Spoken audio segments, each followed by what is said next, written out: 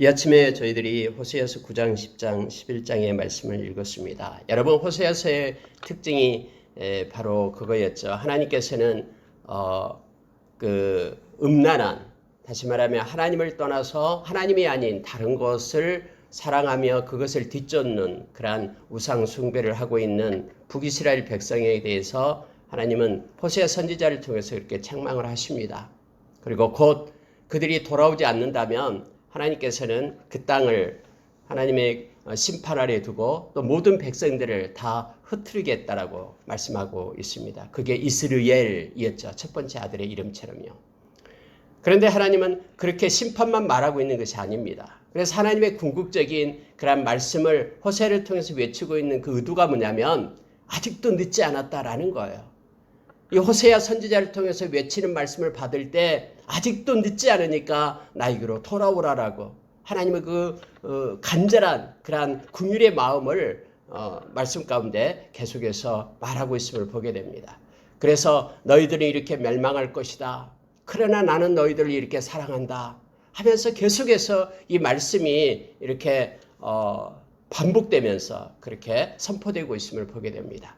오늘 읽은 말씀 가운데 9장, 10장, 11장도 역시 동일합니다.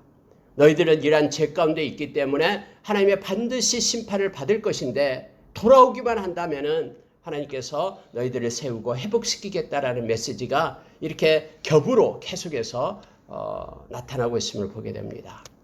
오늘날도 이 말씀은 동일합니다. 오늘날 이 시대를 향하여 하나님께서는 나에게 돌아오라라고 외칩니다.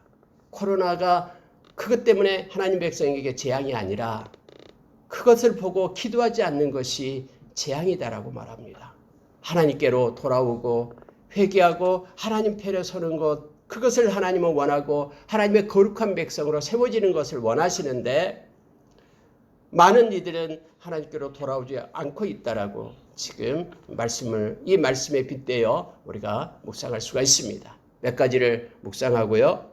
기도하기를 원합니다.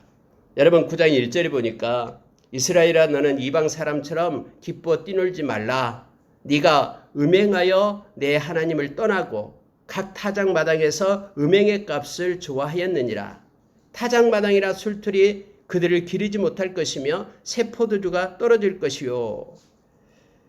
이렇게 성경은 말씀을 하고 있습니다. 여기 음행의 값을 말하고 있는 것은요.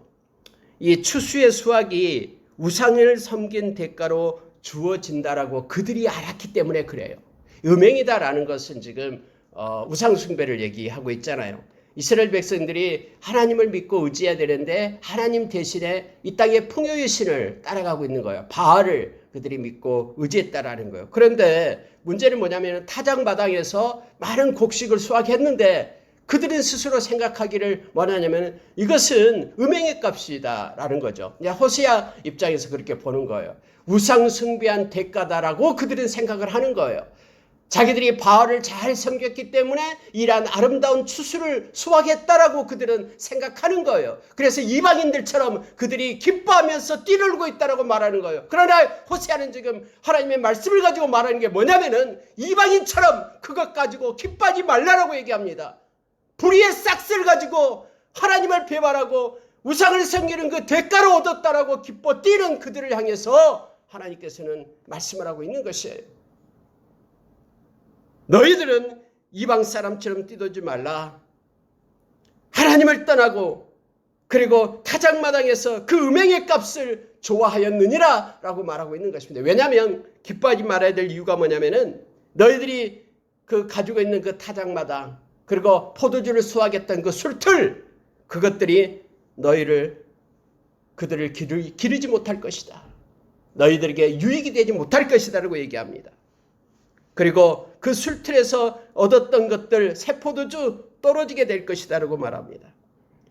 그들은 여호와의 땅에 거주하지 못하며 에브라임은 애굽으로 다시 가고 아수르에서 더러운 것을 먹게 될 것이기 때문에 너희들은 이방인처럼 기뻐하지 말라라고 말하고 있는 것을 보게 됩니다.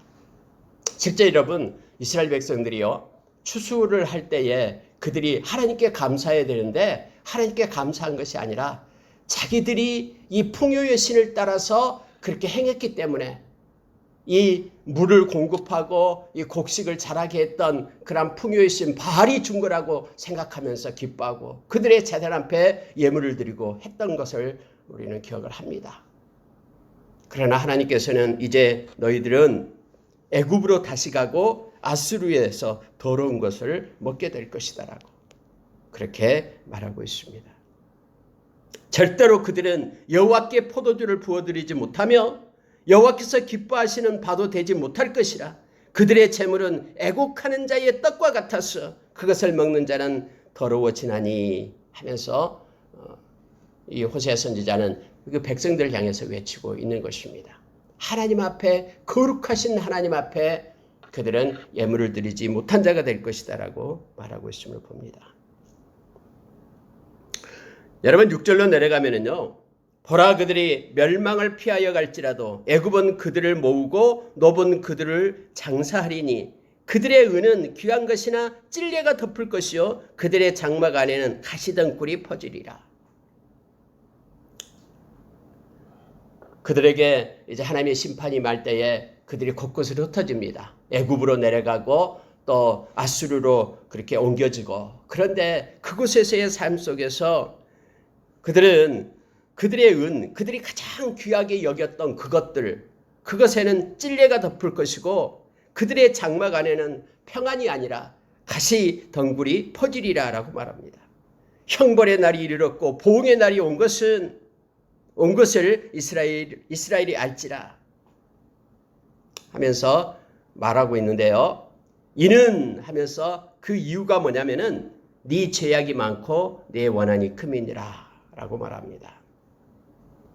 그래서 하나님께서는 새 잡는 그물과 같고 그의 하나님의 전에는 원한이 있도다 하면서 하나님께서 그들을 심판하겠다라고 작정하셨음을 성경은 가르쳐 줍니다.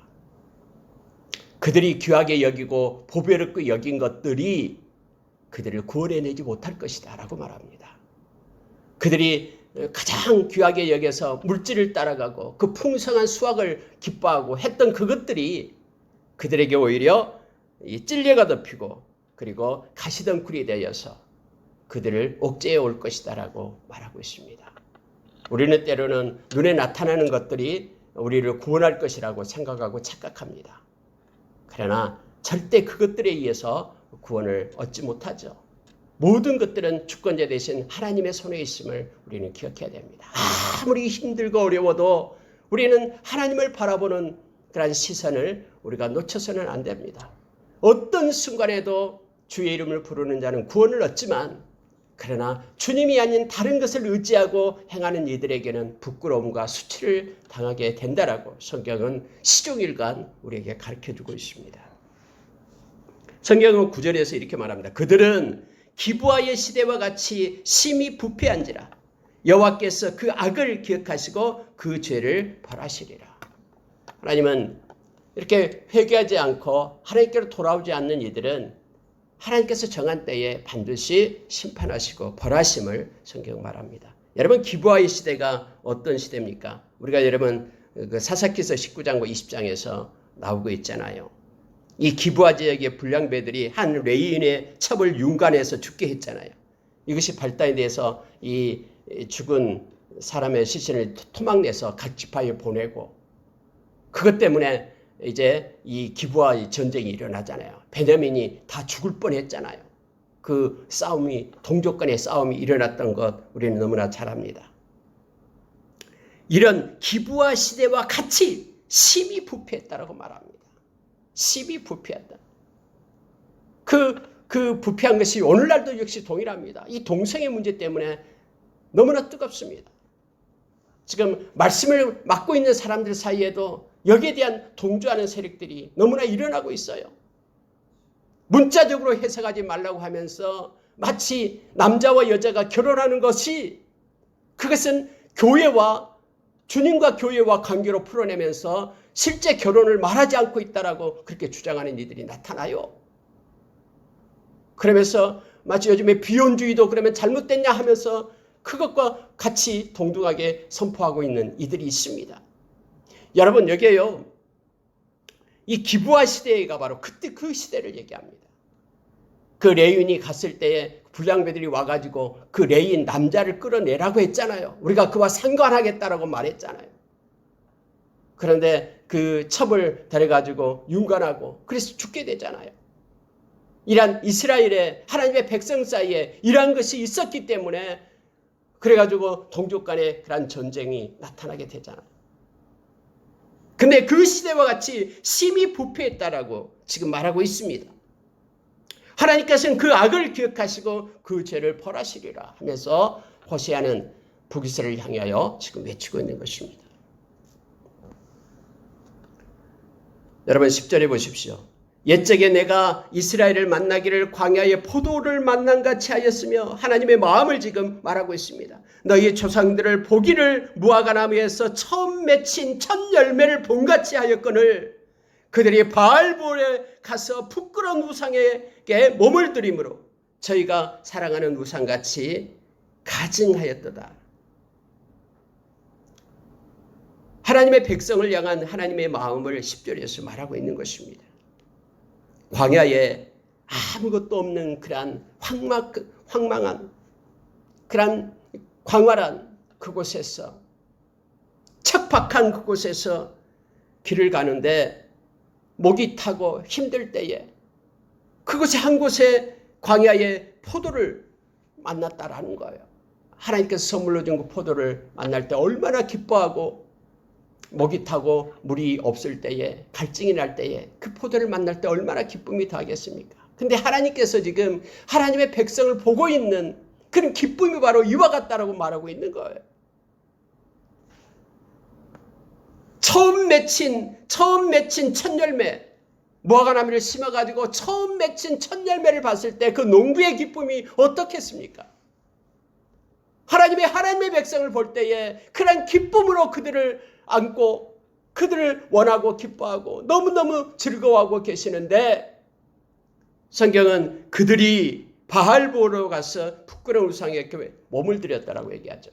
여러분 광야 시대에 바알볼에 갔잖아요. 그래가지고 바알을 섬기면서 음란한 그런 짓을 함께 했잖아요. 그 몸을 바알볼에게 들었다라고 말합니다. 그래서 저희가 사랑하는 우상같이 그들이 사랑하는 바알 우상처럼 가증하여졌다라고 말합니다. 그래서 돌아오지 않으면 회개하고 하나님께로 돌아오지 않는다면 하나님께서는 그 악을 기억하고 그 죄를 벌하겠다라고 지금 말씀하고 있습니다. 에브라임의 영광이 새같이 날아가리니 해산하는 것이나 아이 베는 것이나 임신하는 것이 없으리라. 끊겠다라고 말하고 있는 것입니다.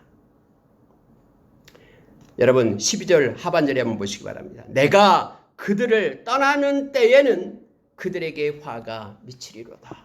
여러분 하나님의 영광이 떠나버리면요 하나님께서 보호의 울타리를 걷어내는 것이에요. 그러면은 세상의 악한 것에 의해서 짓밟힘을 당하게 됨을 우리는 너무나 잘 압니다. 우리가 지금 이렇게 하나님 앞에 와서 예배드리고 있고 하나님께 영광 돌리고 있는 것은 하나님의 보호하심 속에 있기 때문에 그렇습니다. 하나님께서 그 은혜의 울타리를 걷어내신다면 우리에게는 우리의 힘으로 우리가 하나님을 섬긴다고요? 말도 안 됩니다. 하나님이 우리가 에스겔서에서도 봤잖아요. 그 동쪽 문에서 하나님의 영광이 성전문에서 떠나잖아요. 그러니까 예루살렘 성전은 폐허가 됩니다. 그리고 불타서 사라지게 되죠.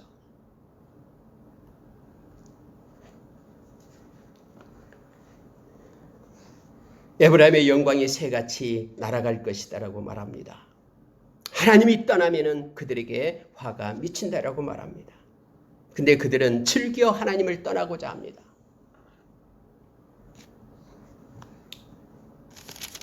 17절로 내려가겠습니다. 그들이 듣지 아니하므로 이렇게 말합니다. 내 하나님이 그들을 버리시리니 그들이 여러 나라 가운데 떠도는 자가 되리라. 그들이 듣지 않으므로 청종하지 않으므로 하나님의 말씀을 듣지 않으므로 하나님께서 많은 선지자를 통해서 외치고 있지만은 그 말씀을 마음에 받아들이지 않으므로 우리가 여러분 디모데전서 4장에 보면은 그들이 훗날에 믿음에서 떠난다라고 얘기합니다. 믿음에서 떠나서 그들이 미혹의 영과 그리고 귀신의 가르침을 따르게 될 것이다. 그렇게 말하면서 그들의 양심이 화인 맞아서 그들은 거짓되며 외식하며 거짓되게 될 것이다 라고 말하고 있죠. 여러분, 마음이 화인 맞아가지고 마음이 완악해서 하나님의 마음을 듣지 않아요. 듣지 않습니다.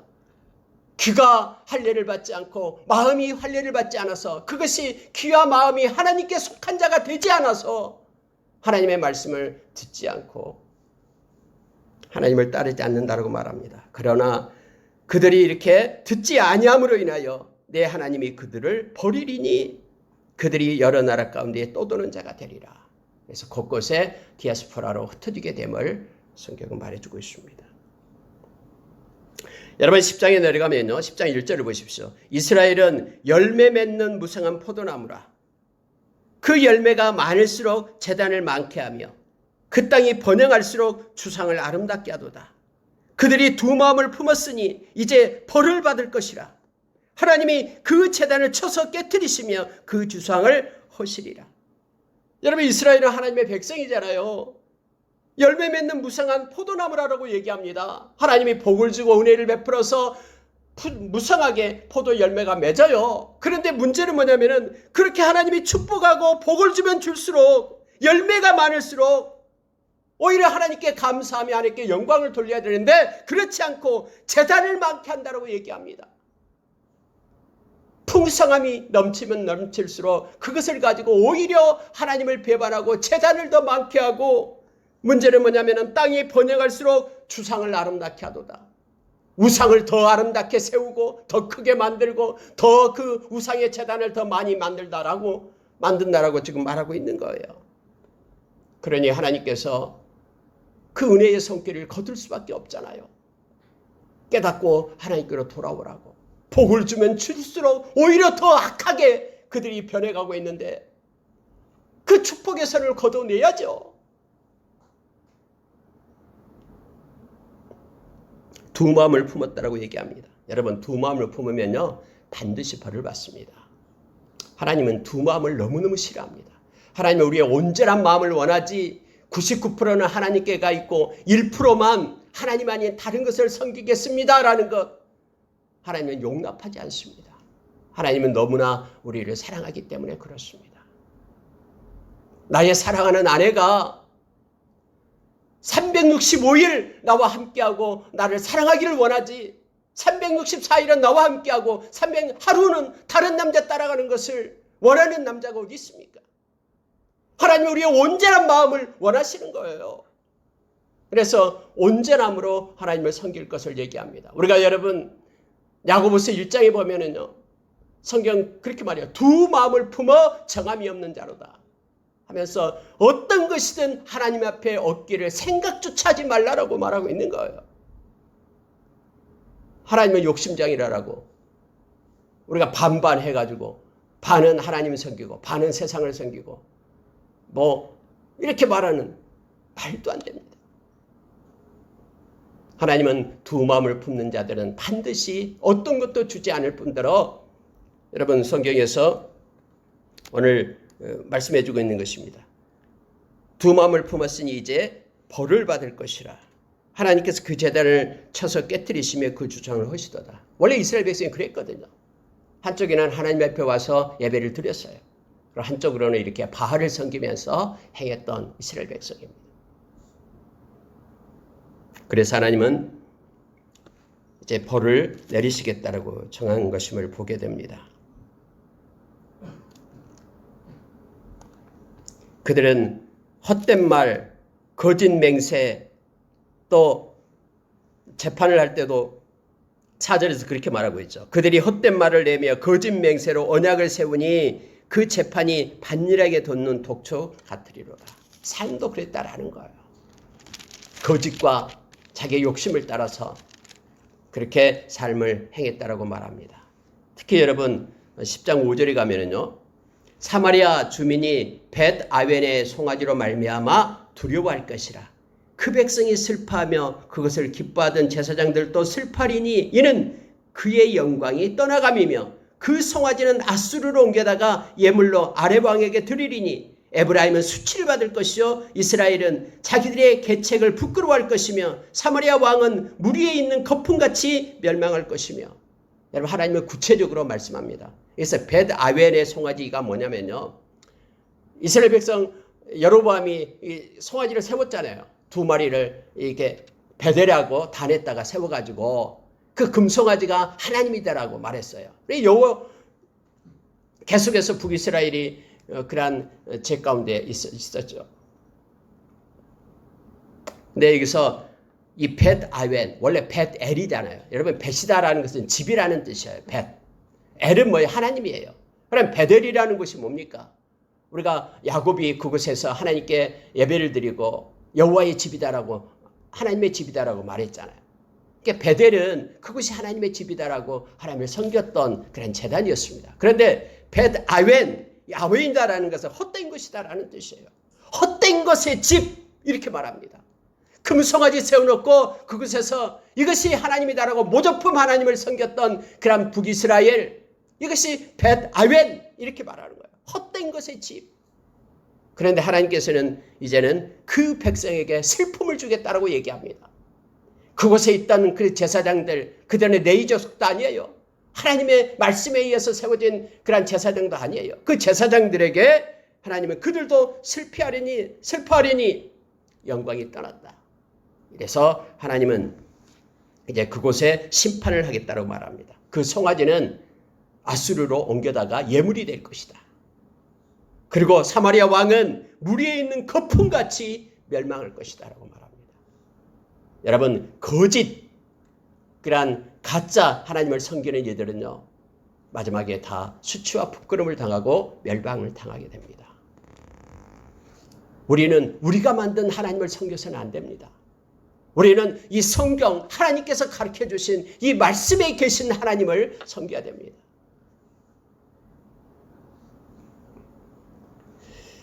여러분, 12절로 내려가겠습니다. 12절 보면은 하나님은 다시 한번 이렇게 이러한 엄청난 벌이 있다, 너희들은 멸망을 당할 것이다 라고 말하면서 그 의도가 뭐냐면은 바로 12절에서 말해주고 있어요. 너희는 자기를 위하여 공의를 심고 인애를 거두라.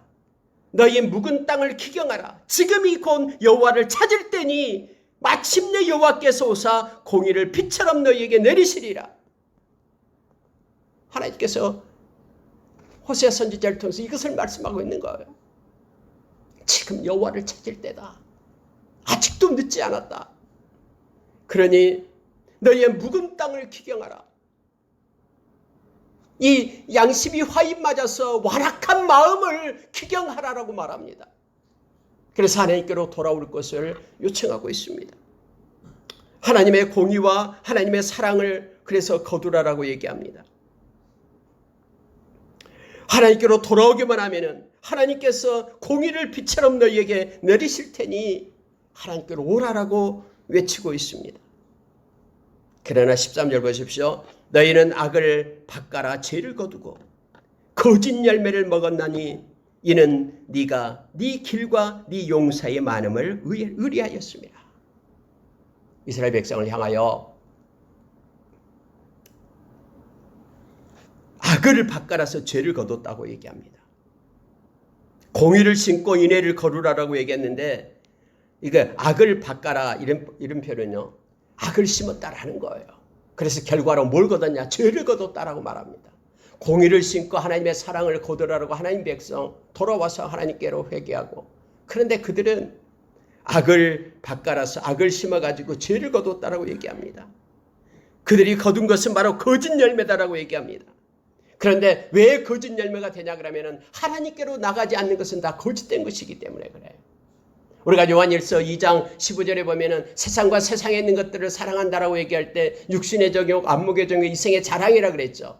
그런데 성경은 그와 같은 것은 잠시 나타난 것이고 하나님의 뜻을 행하는 것, 하나님으로부터 오신 것은 영원한 것이다. 그래서 하나님으로부터 오는 것을, 하나님의 뜻을 행하는 자가 되어야 된다고 말하고 있죠. 마태복음 12장 50절에서 예수님께서 누가 나의 가족이냐라고 얘기할 때 아버지의 뜻대로 행하는 이들이 나의 가족이다. 왜냐하면 이들은 영원히 함께하기 때문에 그렇습니다.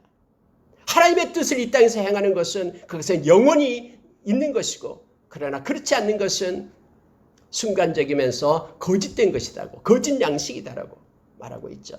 이사야서 50장에서도 역시 배부르지 않는 음식을 위하여 수고하지 말라라고 말하고 있죠. 요한복음 6장에서도 예수님께서 동일하게 그렇게 말합니다.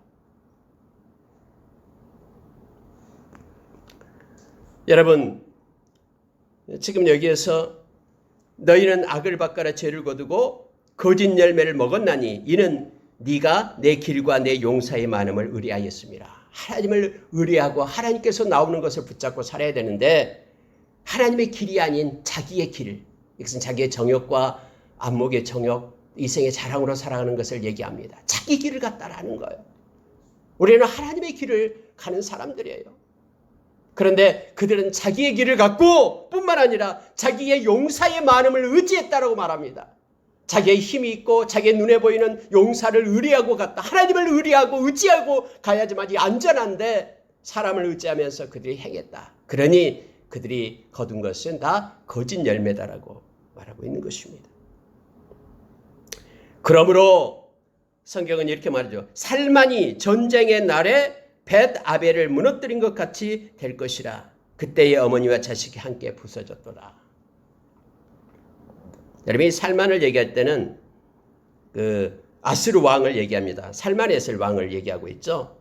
이 벳 아벨이라고 얘기할 때는 이 금송아지 우상을 세워진 베델을 경멸적으로 부를 때에 쓰는 표현입니다. 벳 아벨. 그래서 결국은 그것 때문에 그들이 멸망을 당하게 되고, 이 살만에셀 5세가 이제 북이스라엘을 멸망시키죠. 성경은 이 호세아 선지자를 통해서 구체적으로 그렇게 선포되게 하고 역사적으로 그대로 증명하는 것을 보게 됩니다.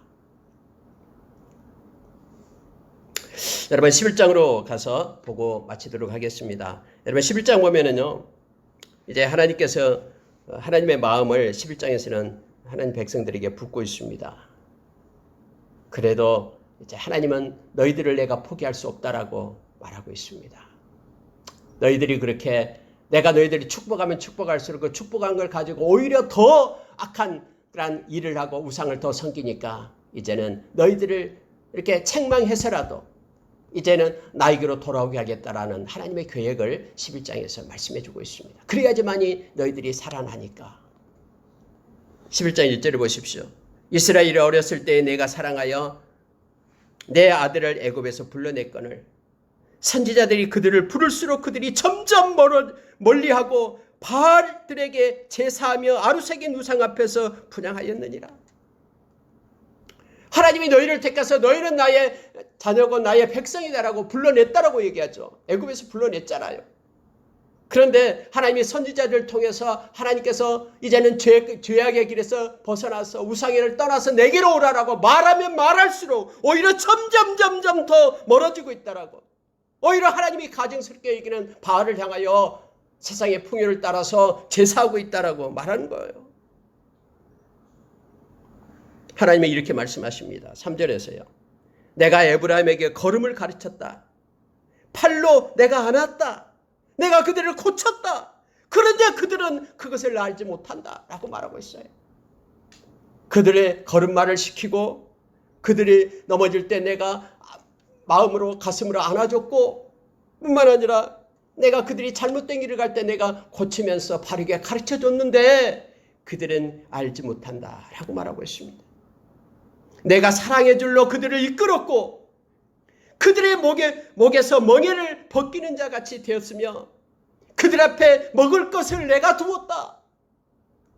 온전히 그들의 삶 가운데 개입하셔서 하나님이 함께 하셨음을 지금 하나님은 말씀하고 있는 거예요. 그런데 그들은 내게 돌아오기를 싫어한다. 내가 다 주고 입히고 내가 기르고 함께 했는데 그들은 나에게서 떠나고 나에게 돌아오기를 싫어한다. 그래서 5절의 말씀이 그 말씀이에요. 그러니 애굽 땅으로 되돌아가지 못하겠거늘 내게 돌아오기를 싫어하니 이제는 아수르 사람이 그 임금이 될 것이라. 내게 돌아오기 싫어하니까는 이제는 아수르가 너희를 지배하게 될 것이다. 그래서 사마리아가 BC 722년에 아수르에 의해서 멸망을 당하게 되는 거예요. 내 백성이 7절에 보십시오. 끝끝내 내게서 물러가나니 비록 그들을 불러 위에 계신 이에게로 돌아오라 할지라도 일어나는 자가 하나도 없도다. 마지막에 이렇습니다. 그들이 끝끝내 떠나는데요. 이제는 불러서 위에 계신 이 하나님이죠. 하나님께로 돌아오라, 하나님께로 돌아오라 라고 외치지만은 하나도 그 말을 듣고 일어서는 자가 없다라고 얘기합니다. 알겠습니다. 하나님께로 돌아가겠습니다 하면서 가던 길을 멈추고 일어서서 하나님께로 향해야 되는데 한 명도 없다라고 말합니다.